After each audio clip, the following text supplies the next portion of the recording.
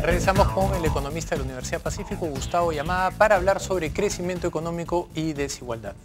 Gustavo, muy buenas noches. Gracias por venir al programa. Muchas gracias a ti. Antes de hablar de desigualdad y el estudio tan interesante que hiciste junto a Juan Francisco Castro y Bacigalupo, te quisiera preguntar cuál es tu opinión respecto a las declaraciones del canciller peruano, que dijo que el Perú tenía una de las tasas de desigualdad más altas de América Latina.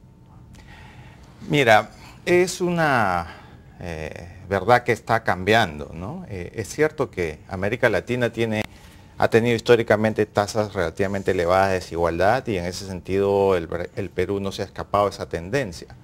Yo creo que en la economía de enclave, digamos, histórica que tenía el Perú, sí había mucho de eso, pero creo que para bien en los últimos 15 años ha habido un proceso muy interesante de crecimiento virtuoso de la economía y también por primera vez quizás de que al menos podemos llevar estadísticas del fenómeno de desigualdad, ha empezado a haber una reducción significativa de la desigualdad, ¿no?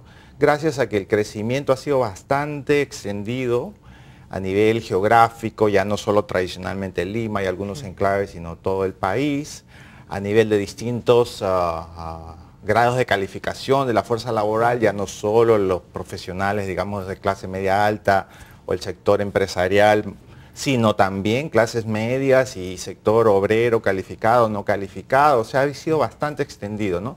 La agricultura tiene una contribución importante al respecto, la minería también, porque genera muchos recursos y si el Estado es capaz de gastarlos de manera redistributiva, también tiene un impacto, el turismo, los servicios, así que es una tendencia que ojalá la podamos mantener en los próximos años.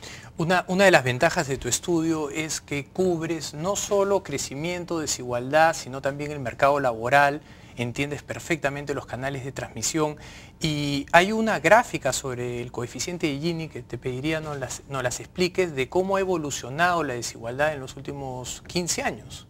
Sí, correcto. ¿Las vas a poner en pantalla? No, ya, ok. No la tengo, simplemente pero no la puedes describir. Sí. Efectivamente, digamos, la discusión que había en el Perú es que con el proceso de crecimiento económico que se reinició luego de la crisis asiática y a principios del nuevo milenio se reinició en el 2002-2003. La discusión inicial era que sí había crecimiento, pero otra vez había crecimiento de la desigualdad también. Y en parte esa discusión se daba porque las encuestas de hogares, que son muy buenas para medir la pobreza, tienen limitaciones para captar a los segmentos más altos de la distribución del ingreso, por obvias razones, por razones de confidencialidad, digamos, no le abren la puerta al encuestador del INEI tan fácilmente. Entonces había un debate sobre si también la desigualdad podía bajar o seguía creciendo como supuestamente había sido históricamente el patrón en América Latina y en el Perú. Pero nosotros, utilizando técnicas modernas del Banco Mundial, tratamos de hacer como un match, un empate entre estas encuestas y las cuentas nacionales que sí logran capturar toda la información.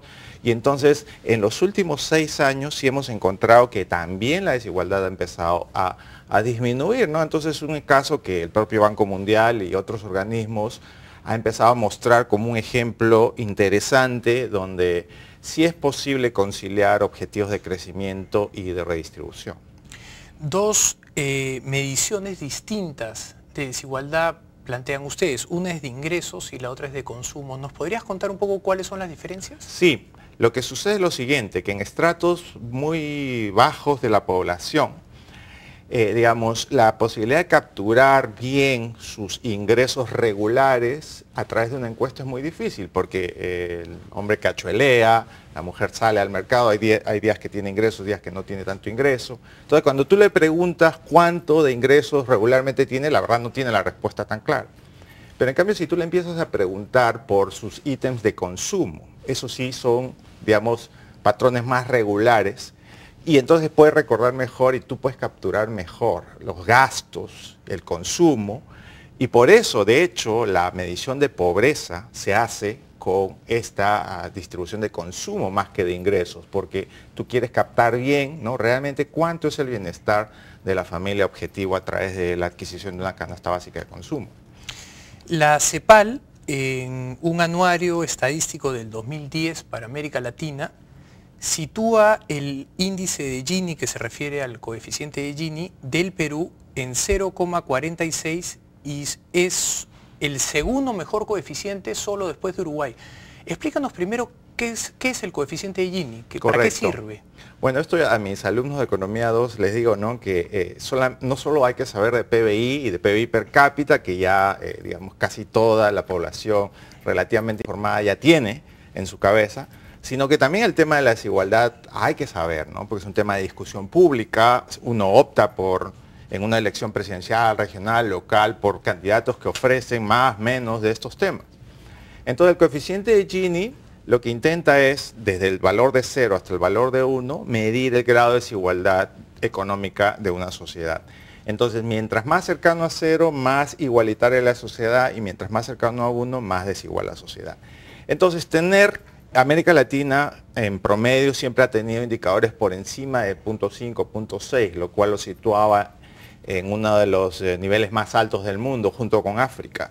Felizmente, en algunos países, y esto no es solo patrimonio del Perú, sino un paper de Nora Lustig y colegas, que van a venir a propósito la otra semana al evento que tenemos, esta cumbre economistas, la CEA, en la Universidad del Pacífico, el 1, 2 y 3 de noviembre. Ellos han encontrado que en los últimos 10 años, en la mayoría de países de América Latina que hacen buenas políticas, ha empezado a bajar la desigualdad. En el Perú ha bajado más que en otros países, pero en general no es una tendencia únicamente del Perú. Si haces buenas políticas económicas y sociales, puedes tener buen crecimiento y también puedes empezar a apuntalar el tema de la desigualdad. Excelente. Entonces, en el Perú la desigualdad se ha reducido. De hecho, en el 2002 creo que estábamos en 0,54, ahora estamos en 0,46. Y otra conclusión de tu estudio es que el crecimiento aporta a la reducción de pobreza junto con programas de redistribución en un 75 a 25%. Cuéntanos un poco cómo llegan ustedes a esta conclusión. Sí, es una pregunta, digamos, que todos nos hacemos, ¿no? Porque, claro, hay, digamos, el debate político, ¿no? Algunos privilegian solo crecimiento, otros privilegian solo redistribución, ¿no? Entonces, una pregunta empírica bien interesante: ¿qué es lo que funciona más? ¿Qué es lo que es más sostenible, ¿no? Entonces, nosotros lo que hicimos fue tratar de, felizmente las encuestas de hogares son muy buenas en el Perú, la verdad este es un patrimonio nacional, tener buenas encuestas de hogares en los últimos ya 15 años probablemente. Imagínate, el nivel del debate de políticas ha mejorado muchísimo gracias a la disponibilidad de estas encuestas. Entonces, allí se le puede preguntar, ¿no?, cuáles han sido las fuentes de ingreso y de consumo que ha tenido. Entonces ahí se puede captar las transferencias, si han sido transferencias de ingresos, si han sido transferencias alimentarias, y tú puedes medirlas. Y entonces puedes medir de los hogares que salieron de la pobreza, en los hogares donde hubo mejoras de la desigualdad, cuánto contribuyó el mercado laboral, los ingresos, el mercado en general, la economía de mercado, y cuánto contribuyó las políticas sociales, en este caso, digamos, el programa más emblemático de los últimos 6, 8 años, que ha sido el programa Juntos. Y entonces llegamos a una conclusión que la verdad en sí misma es muy interesante, ¿no? Es cierto, el mejor programa focalizado que ha tenido el Perú en las últimas décadas, que es Juntos, ha contribuido, pero su contribución ha sido menor en comparación a la propia dinámica de la economía de mercado, ¿no?